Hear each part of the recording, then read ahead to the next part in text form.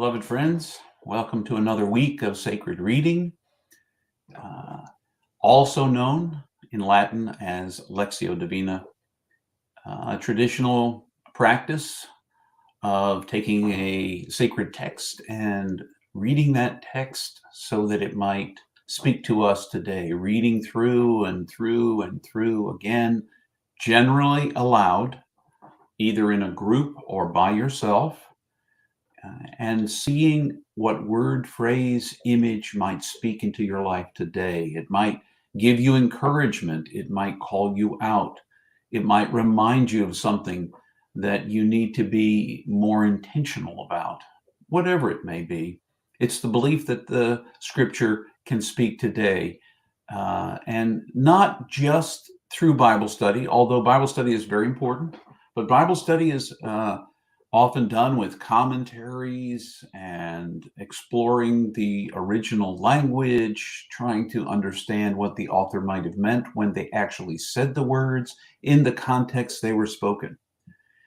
Lectio Divina is more about perhaps understanding that allegorically or metaphorically or literally, a word or phrase spoken in a sacred text may actually resonate deeply with us and invite us into something right now. We tend to mirror what we bring to the text sometimes, and that's okay.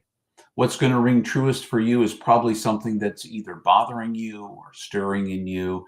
That's why when we read scripture so often, each time we read it, it says something different to us, I think. So Lectio is just an invitation to do that. For the last 3 weeks, we've been reading one verse at a time. We'll see if we continue that practice after this week, but for now, we will. We're in the first letter of John, chapter 3, and today we're just looking at verse 4. At the end of my reading it aloud to us, we will pause. You can turn off the video and just go and do your own reflection. Read it in your own version if you want to. Aloud is preferable if you don't mind, but don't let that get in the way. If you're self-conscious about it, you can read it in your mind. But reading it aloud allows you to activate your entire body vibrationally, vocal cords.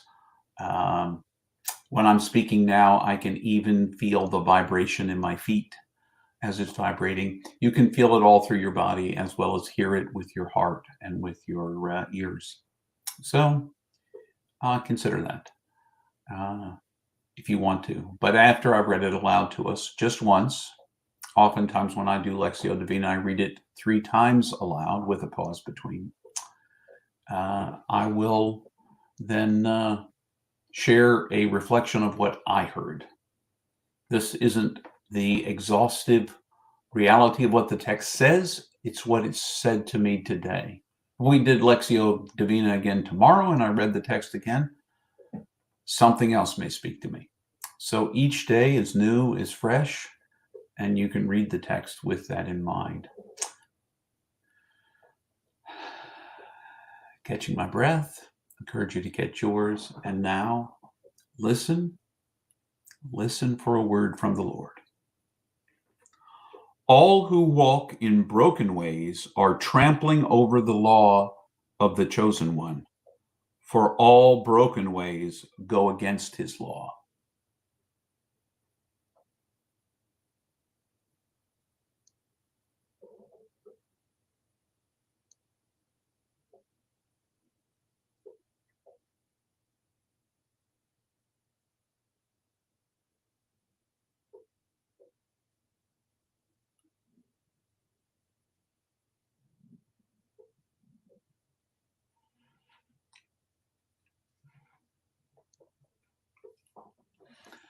For me today,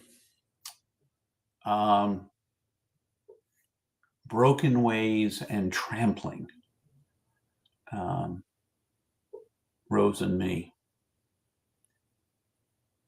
The image of a path that is has been broken in some way. I often find myself, the image that came to me, I often uh, take walks in nature, and there's a path that I follow. And after big storms, sometimes there'll be trees across the path. In fact, after some really big storms, there were trees so big that I really had trouble getting under or over or around them because they were big trees. Uh, and those paths were broken. I couldn't continue the path. I couldn't. The relationship of continuity was broken. Um, and that was the image that rose for me. And that when I walk in broken ways, I suspect in other translations it's something like all who walk in sin or hate or something along those lines, but that's not the translation we read. All who walk in broken ways are trampling on the way of the chosen one, on the law of the chosen one. And we know from reading 1 John, but with a general eye to all that the sacred texts tell us, is that that the law of the chosen one is love. Anyone who says who says they love God and hates their brother is a liar. That's what it tells us in the first chapter of 1 John. So this law of love gives me an opportunity to do an examination of my life today. How am I doing with walking in this law of love, or is my way, the path of the chosen one, broken in my life? I suspect it gets broken even if it's not in general broken. And how might I be attentive to not walking in broken ways? Those are my reflections. That's what this text said to me this week.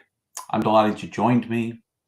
I encourage you, if you want to respond with some of the things it may have said to you or some thoughts about sacred reading itself or anything, you can always write me at james@sjumc.net.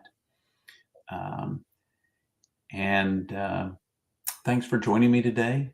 Remember that you're infinitely precious and unconditionally loved for the gift you already are. And until the next time I join you.